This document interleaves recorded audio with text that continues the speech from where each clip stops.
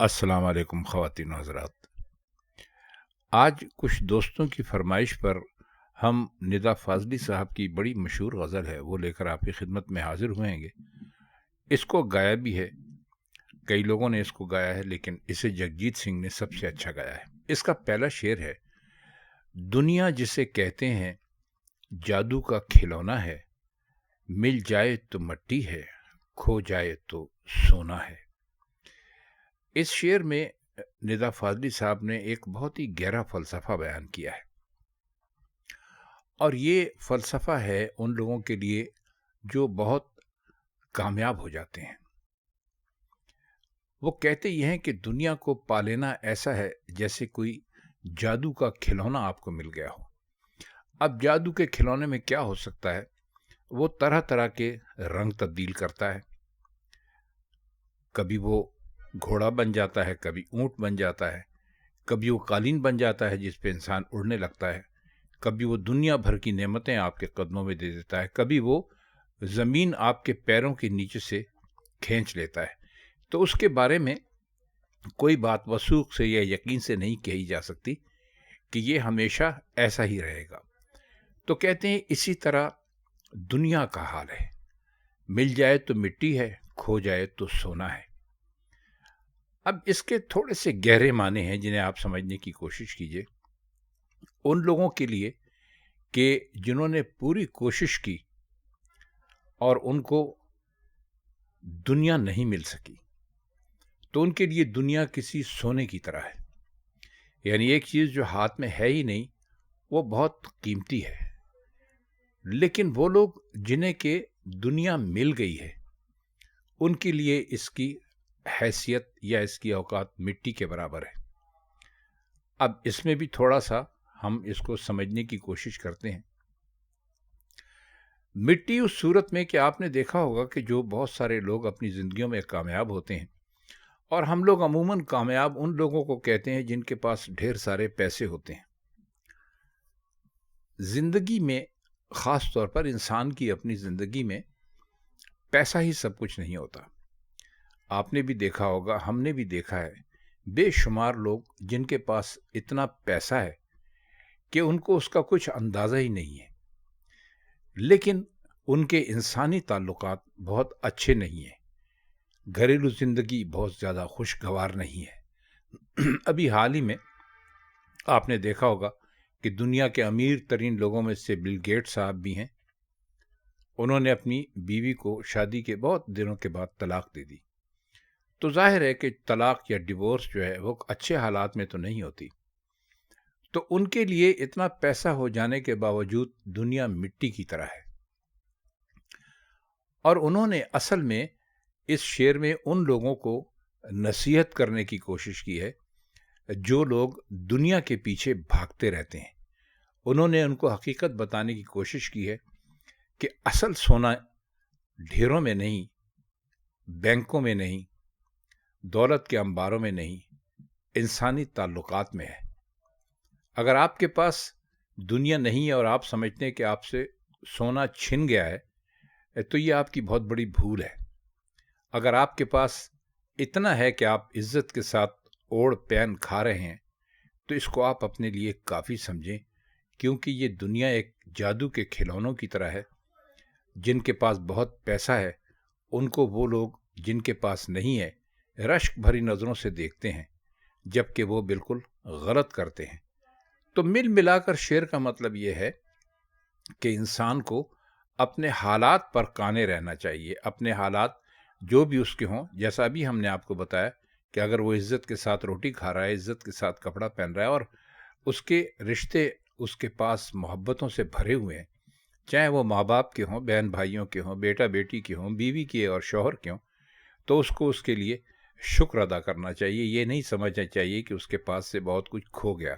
बहुत सारे पैसे आ जाएं, लेकिन रिश्ते आपके ना हों, तो ज़रा अंदाज़ा कीजिए कि वो पैसा किस काम का है। दूसरा शेर है, अच्छा सा कोई मौसम, तन्हा सा कोई आलम, हर वक्त का रोना तो बेकार का रोना है। अब इसमें भी इंसानी ज़िंदगी के एक दौर के बारे में बात की है।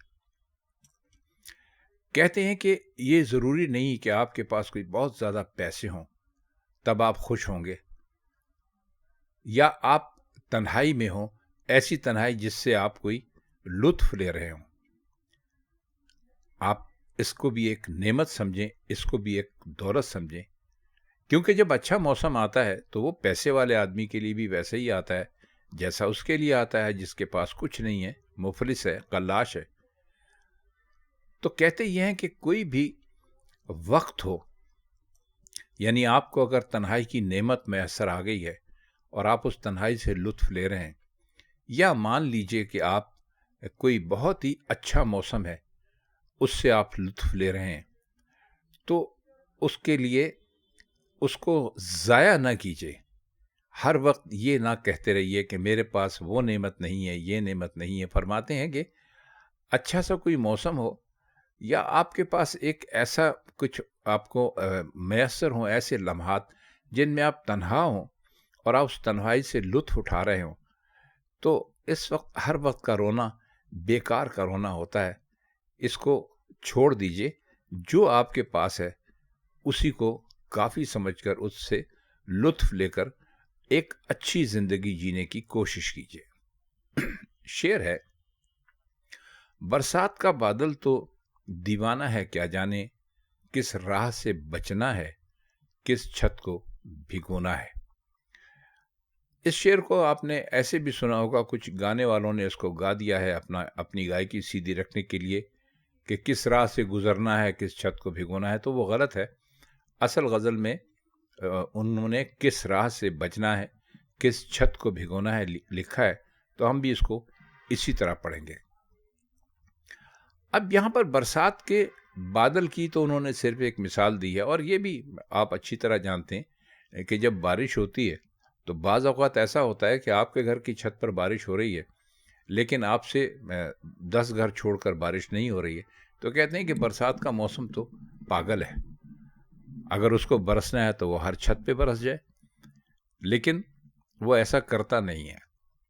وہ جہاں اس کا جی چاہتا ہے، جیسے دیوانے کا جہاں جی چاہتا ہے بیٹھ جاتا ہے، جہاں جی چاہتا ہے اٹھ کے چل دیتا ہے، جس سے جی چاہتا ہے بات کرتا ہے، جس سے جی چاہتا ہے بات نہیں کرتا۔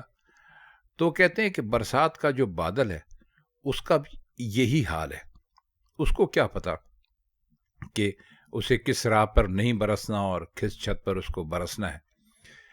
یہ برسات کا بادل ایک مثال کے طور پر انہوں نے کہا ہے، تشبیہ دی ہے۔ یہ اصل میں سارا مقدر کا کھیل انہوں نے اس شعر میں بیان کیا ہے۔ کہتے ہیں کہ تقدیر ایک ایسی چیز ہے جس کے بارے میں آپ کوئی پیش گوئی نہیں کر سکتے۔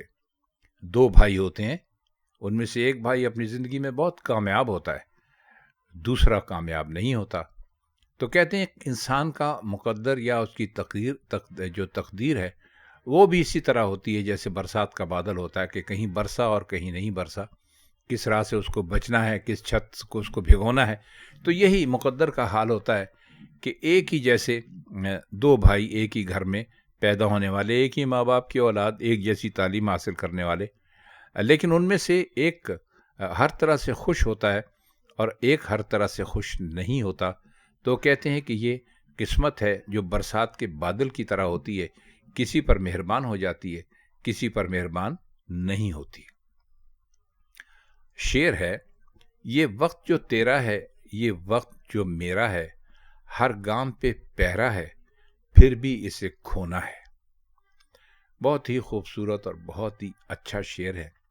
اس میں شاعر مخاطب ہوئے ہیں عام دنیا کے لوگوں سے۔ گام کا مطلب ہوتا ہے قدم۔ اب وقت کھونا کیسے کہتے ہیں؟ وقت کھونا، وقت ضائع کر دینا ایک عجیب و غریب لفظ ہے۔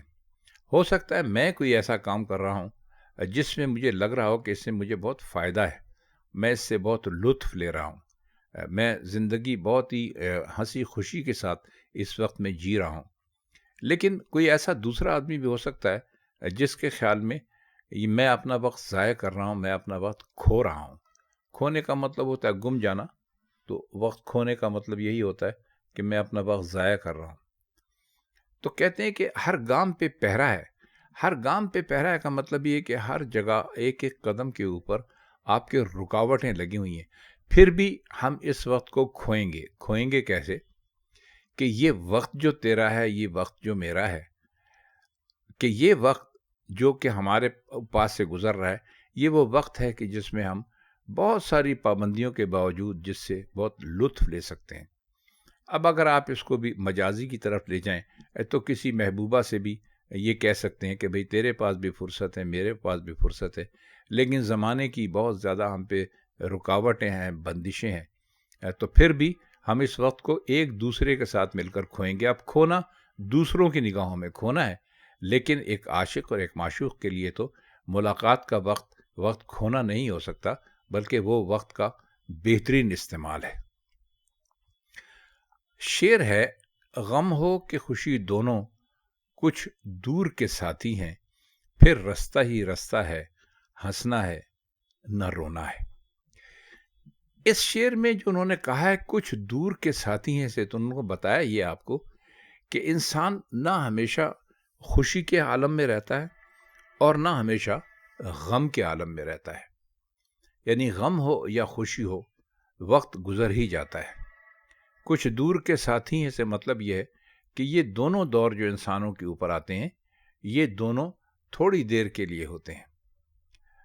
پھر رستہ ہی رستہ ہے، ہنسنا ہے نہ رونا ہے۔ اب رستہ ہی رستہ ہے سے ان کی مراد یہ ہے کہ جب تک آپ زندہ ہیں، آپ غم اور خوشی دونوں کے عالم سے گزرتے رہتے ہیں۔ کبھی آپ کے اوپر دھوپ آ جاتی ہے، کبھی آپ کے اوپر چھاؤں آ جاتی ہے، لیکن کہتے ہیں کہ پھر ایک رستہ آخری منزل کا ایسا بھی آتا ہے کہ جس میں نہ آپ کو ہنسنا ہے نہ آپ کو رونا ہے، اور وہ رستہ آپ کو طے کرنا ہے۔ اب وہ رستہ کیا ہے ہم اور آپ سب اس کے بارے میں بہت بہتر جانتے ہیں۔ تو شعر کا مطلب ان کا یہ ہے کہ آپ کے پاس خوشی ہو یا آپ کے پاس غم ہو، آپ اس سے برابر لطف لیتے رہیں، کیونکہ اگر آپ زندگی مزے کے بغیر جئیں گے تو پھر آپ یہ یاد رکھیں کہ اس زندگی کے بعد موت ہے، اور وہ وقت جو کہ آپ نے ضائع کر دیا خوشی کو بہت زیادہ منانے میں اور غم پر بہت زیادہ رونے میں، وہ پھر آپ کی زندگی کو ایک مثالی زندگی نہیں کہا جا سکتا، ایک رونے پیٹنے والے آدمی کی زندگی کہہ سکتے ہیں۔ آخری شعر ہے، آوارہ مزاجی نے پھیلا دیا آنگن کو، آکاش کی چادر ہے، دھرتی کا بچھونا ہے۔ آکاش سب جانتے ہیں، آسمان کو کہتے ہیں، دھرتی زمین کو کہتے ہیں۔ آوارہ مزاجی کا مطلب یہاں پر کیا ہے؟ شاعر کو بھی کہہ سکتے ہیں آپ، عاشق کو بھی کہہ سکتے ہیں۔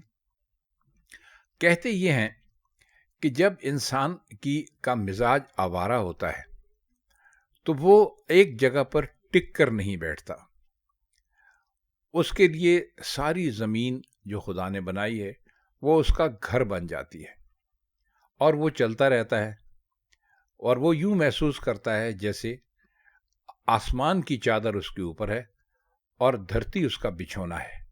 مطلب یہ کہ انسان کو جب آوارہ مزاجی کا اس کے اوپر موڈ طاری ہوتا ہے، یا کوئی آوارہ مزاج آدمی ہوتا ہے، تو اس کے لیے ساری دنیا کھل جاتی ہے، اور چونکہ آکاش بھی ساری دنیا میں ہے اور دھرتی بھی ساری دنیا میں ہے، تو آپ اس شعر کو کہہ سکتے ہیں کہ ایک شاعر کی خواہش ہے کہ کوئی انسان ایسا بھی ہو جس کے لیے کوئی رکاوٹیں نہ ہوں، کوئی سرحدیں نہ ہوں، کوئی بارڈرز نہ ہوں، اور وہ جب چلے اپنے مزاج کے مطابق تو وہ ایسے تصور کرے جیسے آسمان اس کی چادر ہے اور دھرتی اس کا بچھونا ہے۔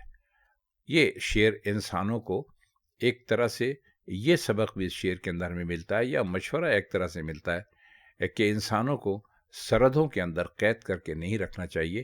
انسان آزاد پیدا ہوا ہے اور آزاد ہی اس کو دنیا سے جانا چاہیے۔ تو خواتین و حضرات، یہ جناب ندا فاضلی کی غزل کے کچھ اشعار تھے جن کا ہم نے ترجمہ اور جن کے مشکل الفاظ کے معنی آپ کی خدمت میں پیش کیے۔ آپ سے جلدی پھر ملاقات ہوگی انشاءاللہ، تب تک کے لیے ہم چاہتے ہیں اجازت۔ خدا حافظ۔